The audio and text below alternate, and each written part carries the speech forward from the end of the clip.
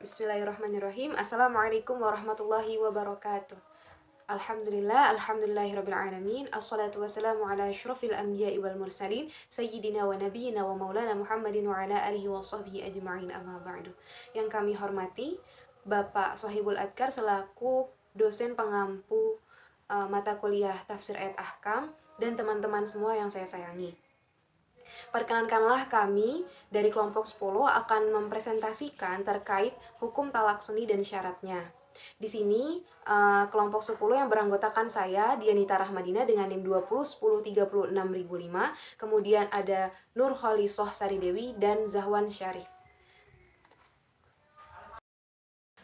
Untuk surah yang kita bahas pada kali ini yaitu surah At-Talaq ayat 1-3 yang bunyinya A'udzu billahi minasyaitonir rajim. Bismillahirrahmanirrahim. Ya ayyuhan nabiyyu idza talaqtumun nisaa fatalliquhunna li'iddatihinna wa ahsul 'iddah wattaqullaha rabbakum لا تخرجوهن من بيوتهن ولا يخرجن إلا أن يأتين بفاحشة مبينة وتلك حدود الله ومن يتعد حدود الله فقد ظلم نفسه لا تدري لعل الله يحدث بعد ذلك أمرا, yang artinya, wahai Nabi, apabila kamu menceraikan istri-istrimu, maka hendaklah kamu ceraikan mereka pada waktu mereka dapat menghadapi idahnya yang wajar. Dan hitunglah waktu idah itu, serta bertakwalah kepada Allah Tuhanmu. Janganlah kamu keluarkan mereka dari rumahnya dan janganlah diizinkan keluar, kecuali jika mereka mengerjakan perbuatan keji yang jelas. Itulah hukum-hukum Allah. Dan barang siapa melanggar hukum-hukum Allah, maka sungguh dia telah berbuat zalim terhadap dirinya sendiri. Kamu tidak mengetahui, barangkali setelah itu Allah mengadakan suatu ketentuan yang baru. Untuk asbabun nuzul ayat pertama ini yaitu Imam Al-Hakim meriwayatkan dari Ibnu Abbas yang berkata, suatu ketika Abdul Zaid, Abu Rohanah menalak istrinya, kemudian ia menikahi Mazinah. Ummu Rohanah lantas mendatangi Rasulullah dan berkata, wahai Rasulullah, alangkah malangnya saya.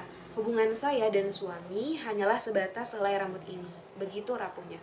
Tidak lama kemudian turunlah ayat ini. Dari Imam Zahabi bahwasannya sanad hadis ini adalah lemah dan riwayatnya tidak benar karena Abdu Yazid dikabarkan tidak pernah masuk Islam. Sumber lain yaitu Ibnu Abi Hatim meriwayatkan dari Qatadah dari Anas bin Malik yang berkata, suatu ketika Rasulullah menalak Hafsah, ia kemudian kembali kepada keluarganya. Allah menurunkan ayat ini. Selanjutnya dikatakan kepada Rasulullah, rujukilah ia kembali karena sesungguhnya ia adalah wanita yang selalu berpuasa dan sholat malam.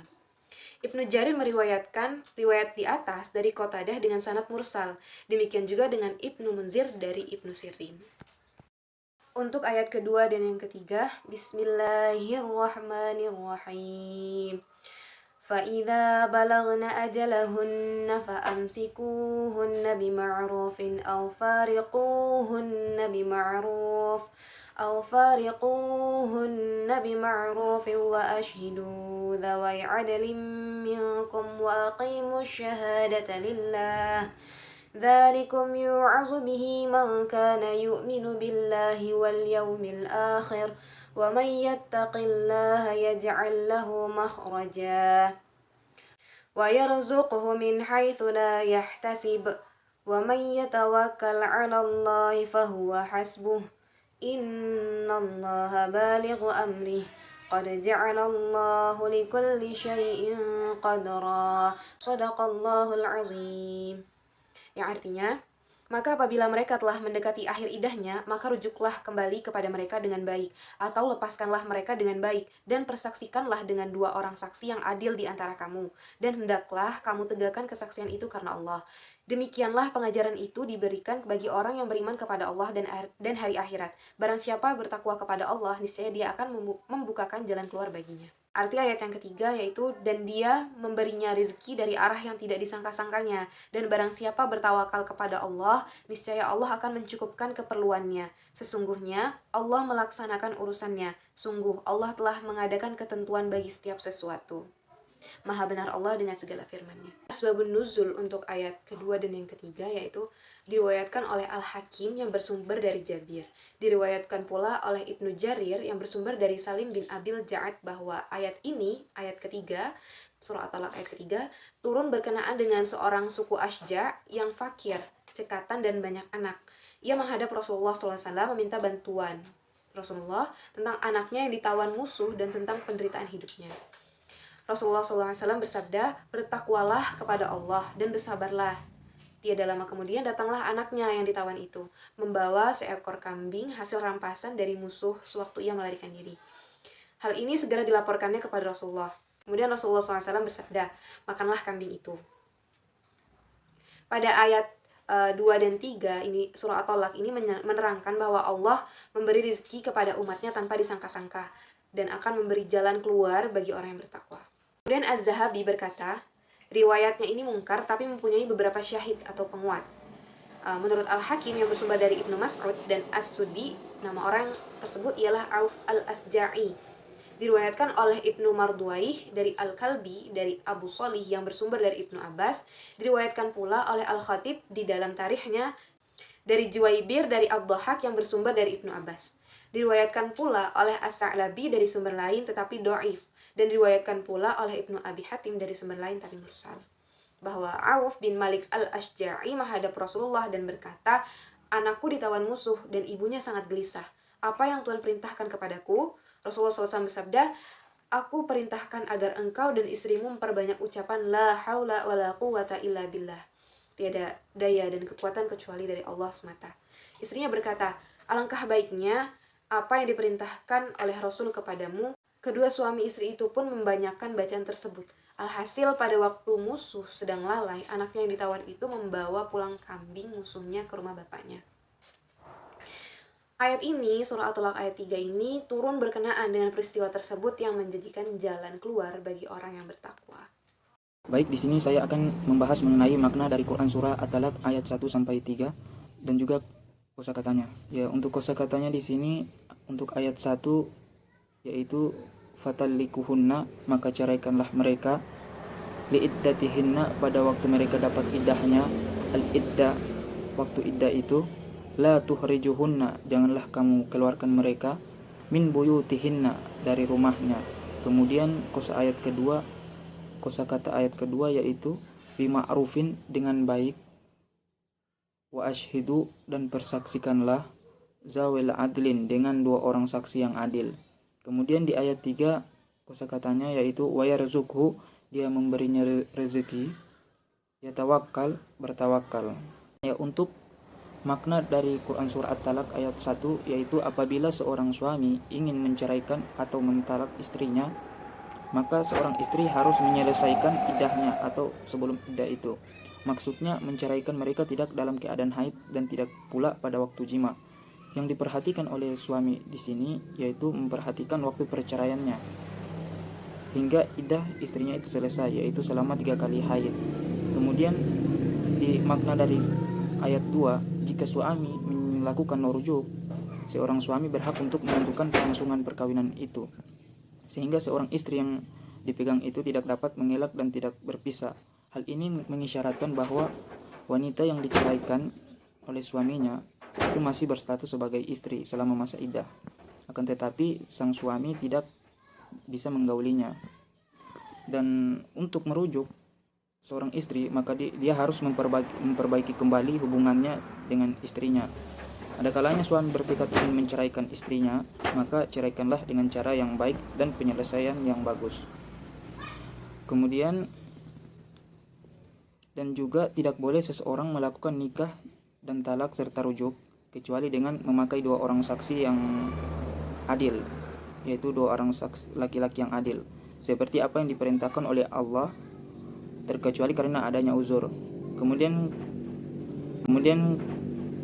makna dari ayat ketiga yaitu apabila kita menyandarkan segala urusan atau bergantung kepada Allah, niscaya Allah akan memberinya rezeki kepada hambanya yang bertakwa atau yang bertawakal dari arah yang tidak disangka dan dirasa. Baik, mungkin selanjutnya akan dijelaskan oleh rekan saya. Selanjutnya yaitu yaitu hukum talak dalam Islam. Dilihat dari kemaslahatan dan kemudorotannya, maka hukum talak dibagi menjadi 5, yaitu yang pertama wajib, yang kedua makruh, yang ketiga mubah, yang keempat sunnah, dan yang kelima haram. Yang pertama wajib. Wajib apabila terjadi perselisihan antara suami istri, lalu tidak ada jalan yang tidak dapat ditempuh kecuali dengan mendatangkan 2 hakim yang mengurus perkara keduanya.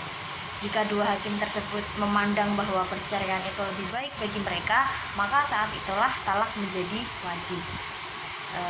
Jadi jika rumah tangga tidak mendatangkan apa-apa selain keburukan, perselisihan, pertengkaran, bahkan menjerumuskan keduanya dalam kemaksiatan, maka pada saat itulah talak wajib baginya.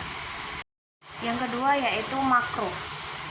Makruh apabila talak yang dilakukan tanpa adanya tuntutan dan kebutuhan. Sebagian ulama yang mengatakan mengenai talak yang makruh ini terdapat 2 pendapat. Yang pertama, bahwa talak tersebut haram dilakukan karena dapat menimbulkan mudarat bagi dirinya juga bagi istrinya, serta tidak mendatangkan manfaat apapun. Talak ini haram sama seperti tindakan merusak atau menghamburkan harta kekayaan tanpa guna. Yang pendapat kedua yaitu menyatakan bahwa talak tersebut diperbolehkan. Hal ini didasarkan pada sabda Rasulullah SAW yang berbunyi, "Ab'adul halali 'indallahi at-thalaq." Diriwayatkan dari Umar bahwa Rasulullah bersabda, perkara halal yang dibenci Allah adalah talak. Nah, talak itu dibenci karena dilakukan tanpa adanya sebab yang diperbolehkan, dan talak semacam itu dapat membatalkan pernikahan yang menghasilkan kebaikan yang memang disunahkan, sehingga talak itu menjadi makruh hukumnya. Yaitu talak yang dihukumi mubah. Mubah yaitu talak yang dilakukan karena adanya kebutuhan. Misalnya karena keburukannya akhlak istri dan kurang baiknya pergaulan yang hanya mendatangkan madharat dan merugikan serta menjatuhkan mereka dari tujuan pernikahan. Selanjutnya yaitu talak yang dihukumi sunnah. Talak yang dihukumi sunnah yaitu talak yang dijatuhkan kepada istri yang sudah keterlaluan dalam melanggar perintah-perintah Allah. Talak juga dihukumi sunnah apabila dijatuhkan suami dengan ikhlas demi kebaikan istrinya dan untuk mencegah kemadharatan apabila istrinya tetap tinggal bersamanya. Dan talak yang dijatuhkan suami demi kemaslahatan istrinya hukumnya sunnah, dan ada beberapa kondisi di mana talak hukumnya sunnah, yaitu ketika suami sudah tidak mampu menanggung nafkah istri baik secara lahir maupun secara batin dan tidak mampu memenuhi kewajiban suami terhadap istri. Yang terakhir yaitu talak yang dihukumi haram. Talak dihukumi haram apabila talak tersebut dijatuhkan tanpa adanya alasan, sedangkan istri dalam keadaan haid atau suci yang dalam masa itu ia telah digauli. Sayyid Sabiq mengemukakan bahwa diharamkan mengucapkan talak tanpa adanya alasan karena merugikan bagi suami dan istri, dan tidak ada kemaslahatan yang mau dicapai dengan perbuatan talaknya itu. Jadi talak tersebut dihukumi haram, seperti halnya haram merusak harta benda. Yang terakhir yaitu talak sunni dan syarat-syarat talak sunni. Talak sunni ialah talak yang terjadi sesuai dengan ketentuan agama, yaitu suami mentalak istrinya yang telah dicampurinya dengan sekali talak di masa suci dan belum ia sentuh kembali di masa sucinya itu. Untuk syarat-syarat talak sunni ada 3. Yang pertama, istri yang ditalak sudah pernah digauli. Bila talak dijatuhkan pada istri yang belum pernah digauli, maka tidak termasuk talak sunni. Yang kedua, istri dapat segera melakukan iddah suci setelah ditalak, yaitu istri dalam keadaan suci dari haid. Yang terakhir, talak itu dijatuhkan kepada istri dalam keadaan suci. Dalam masa suci itu suami tidak pernah menggaulinya. Referensinya teman-teman bisa baca di video ini. Kemudian terakhir saya ucapkan terima kasih dan mohon maaf apabila ada kesalahan dari kami.